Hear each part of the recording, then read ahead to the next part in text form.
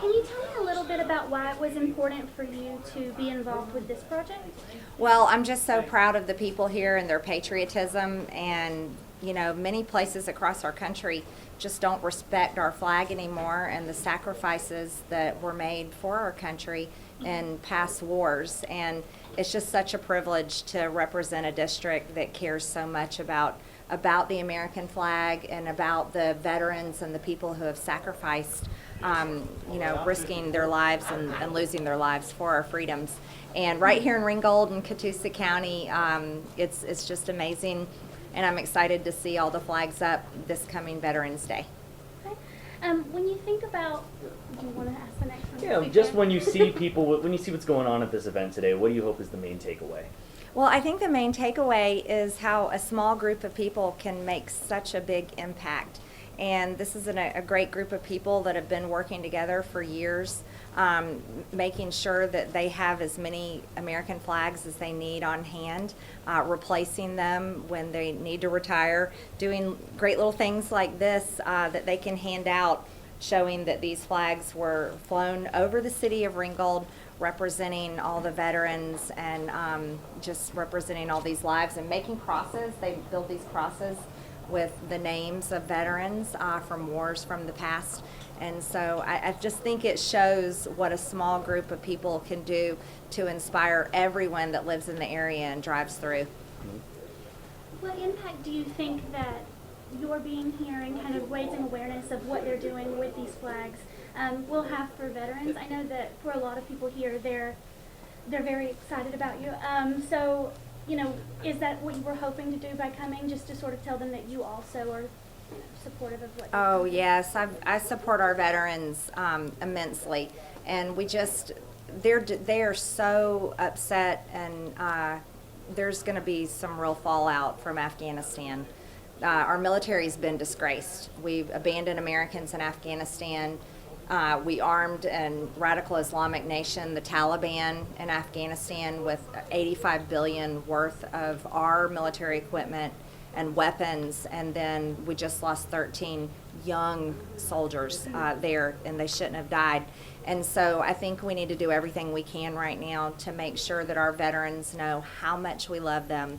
Our military service men and women understand that we really appreciate them.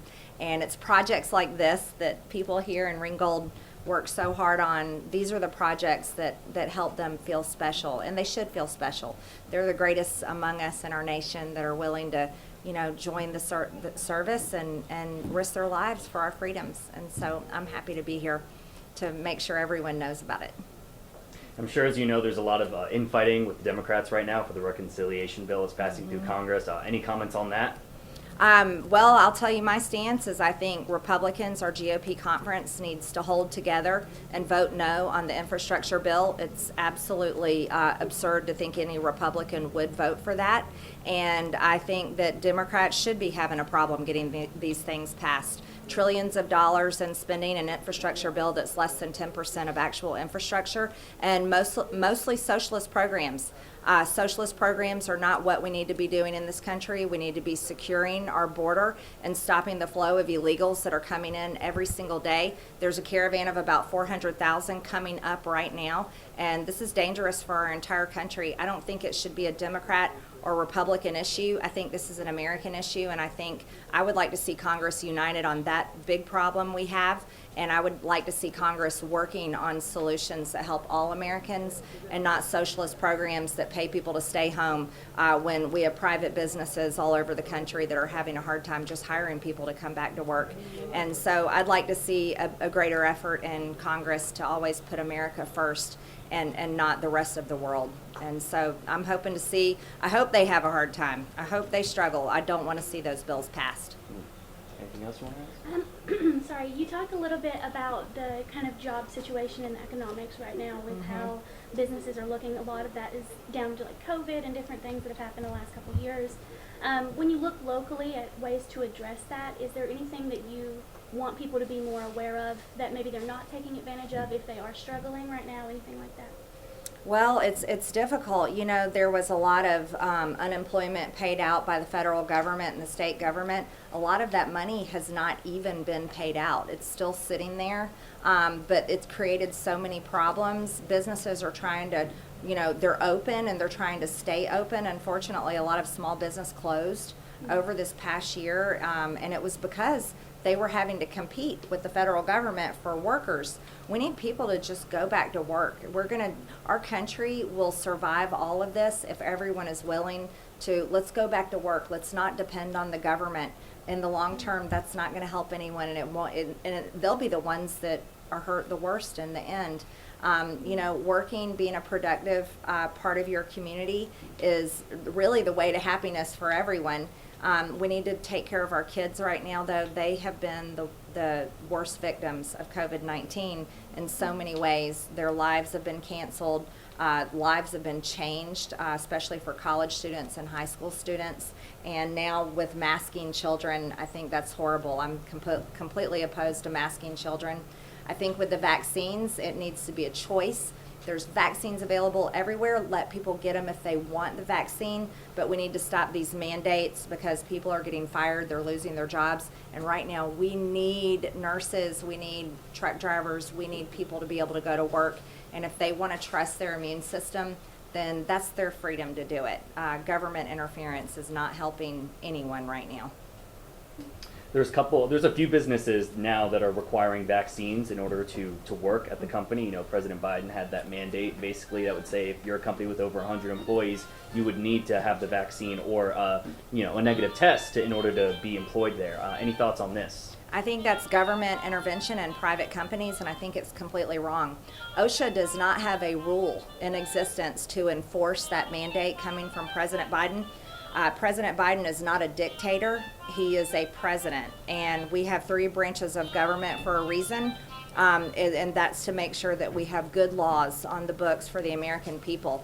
So this is, I call it corporate communism. This is where we're seeing communist type tactics push through the corporations. So when President Biden is mandating vaccines and telling companies, we will fine you these harsh and heavy fines if you're not requiring your employees to be vaccinated, that's the type of government tactics that America should not see. Those are the things we see in countries like China and dictators of the past.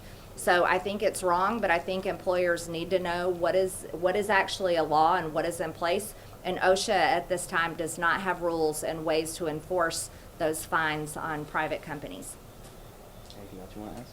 The last question, and it is COVID related, but then we'll get back to veterans and I'll stop. I know we all have kind of fatigue. So talking about, vaccines and everyone's right to kind of choose what they want for their health care, some people have turned to alternatives outside of vaccines, things like monoclonal antibodies or ivermectin, those sort of things.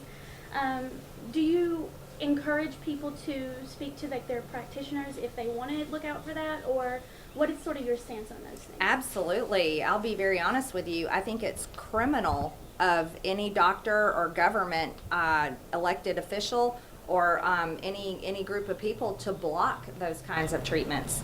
There's studies. We're just briefed on a lot of these studies on ivermectin. Last week in Washington, studies from all over the world showing how effective ivermectin is. Also, the monoclonal antibodies, those treatments really work. So the reason why I say it's criminal is it's criminal to force a vaccine, but yet tell people and tell doctors that they shouldn't be prescribing these other medications that are life-saving. Ivermectin has been around for decades. It's proven to be safe and effective. It even won a Nobel Peace Prize. So for the Biden administration or any group of doctors, the CDC, Dr. Fauci, to discourage the use of ivermectin against COVID-19, I think it's criminal, and I think they have blood on their hands because the studies are showing that those medications save lives. And so if they care about saving lives, they should make any type of treatment available to people and not just limit it and force it to say, you know what, the only thing you get is a vaccine because these certain companies are the ones making the profit. And that is something that I'm very opposed to, that type of decision making, because I think we do care about saving lives. We are all upset about COVID-19 and that was sent to us from China. from a lab in China that we know a lot about. And I don't know why Dr. Fauci, the man that was involved in funding the research and the gain of function, what led to COVID-19, I don't know why that man is calling the shots on how we're handling this virus or bioweapon and how America is reeling from it. I think we need to do better. I want to fire Dr. Fauci. I've introduced legislation to do so. I've got 16 co-sponsors for that. And I think we need to do everything we can to save people's lives. That includes all types of medications that we know are safe and effective. Ivermectin, monoclonal antibodies. My own family has had COVID, and I believe that stuff saved their life. And it wasn't a vaccine that saved their life. It was ivermectin and monoclonal antibodies. So I think we need to do better, and the Biden administration is failing America in that area. That's all the questions I have. Thank you, Representative. Thank you so much. Thanks for coming out.